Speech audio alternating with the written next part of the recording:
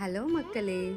ராமாயண கதையில அனுமன் சஞ்சீவி மலையை தூக்கிட்டு வரப்ப முருகப்பெருமான் அவரோட தாகத்தை தனிச்ச தலத்துக்கு தாங்க இப்ப வந்திருக்கோம்.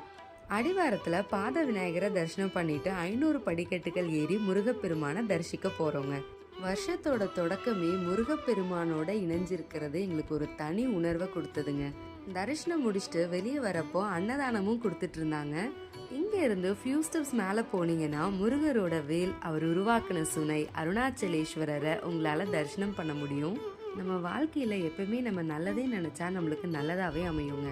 எந்த கஷ்டமா இருந்தாலும் நீயே பாத்துக்கோப்பா அப்படின்னு முருகப்பெருமான் கையில ஒப்படைச்சிட்டு நாங்க வந்துட்டோங்க அடிவாரத்துக்கு. இந்த கோயில் உருவாக காரணமா இருந்தவரை பார்க்காம போனா எப்படிங்க?